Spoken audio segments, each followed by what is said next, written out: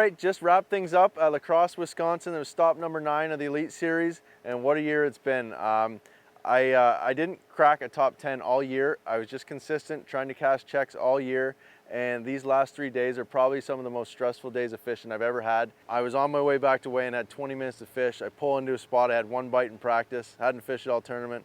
First cast, I hook one. It's probably the biggest fish I've ever hooked on the Mississippi River, and it's coming to the boat, and I'm gonna go with maybe a 5 and a bit, and it comes off. And I thought to myself, oh no, I just blew it. The angler of the year, that was the fish. So I luckily didn't give up. I didn't catch any more there. I raced back to check in, and I had about 3 minutes to fish. And I just pulled up to a seawall, took a vibrating jig, ran it down the seawall. I caught one probably 2 1/4, almost 2 1/2. I didn't even have time to weigh it.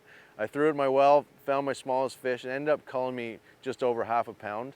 And that fish right there might have given me enough weight to win Angler of the Year. All year though, things have just been going right. When it's meant to be, it's meant to be. The first term of the year, I had an okay bag, and I needed another big fish. 10 minutes left before weigh-in, I catch an 8 1/2 on Palatka. And then another instance on Lake St. Clair, I had 7 minutes before I had to get to check-in. I catch one that's 5'2", my biggest smallmouth all week. That ties me for Angler of the Year. So just when it's meant to be, it's meant to be. But here at La Crosse, I did a lot of fishing with some heavy lines, 65-pound braid. I was using Seaguar tack decks. One of my favorite ways to catch them is on a Spro Bronze Eye 65 frog. I changed up the colors, but this is probably what I caught most of them on. It's a natural red. This is what I like for a frog rod, 7.4. It's a Tula Elite. It's an Ish Monroe Signature Series.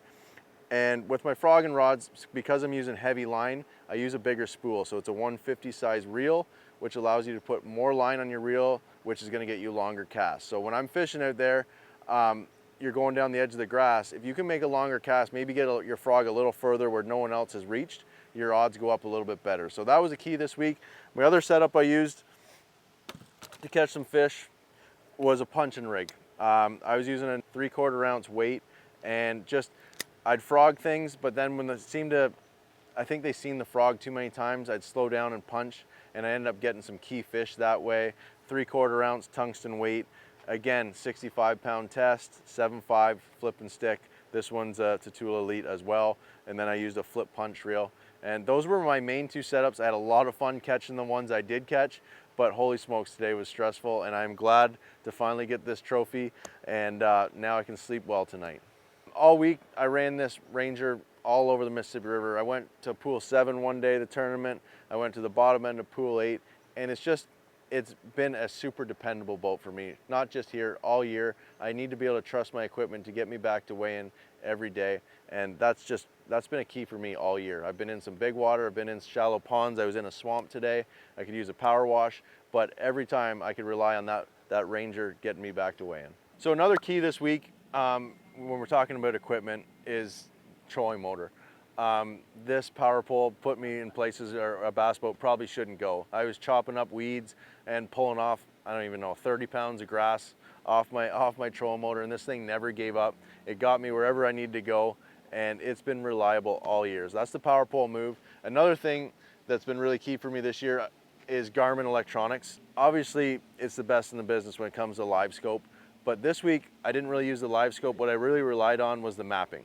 They got some of the best mapping in the business, and I was really looking at the mapping to see channels, channel swings, little points that current was hitting, and that's what I really keyed on practice. So definitely 2 important tools this week that helped me seal the deal. So we're talking equipment, and all year, these 2 pieces on the back end of my boat are some of the most important tools. When it's windy or you're bed fishing, the power poles. I used them all week. I would hold in one place, and that was super key for me because I would have blew through the mat, or I would have been on the trolling motor and the fish would spook. So I'd power pole down, and then I'd just pick apart an area. And for instance, on day 2, I think I caught 7 bass in an area the size of the back deck of my boat, and I was power poled down. So super key. And then the other thing, obviously Mercury outboard. The most reliable on the market, gets me where I need to go every time and gets me back. And you can't do that. You can't be in this business without a Mercury engine. For the 2nd year in a row, Chris Johnston is your progressive Bassmaster Angler of the Year. Back-to-back domination, and Chris Johnston rules the seasons.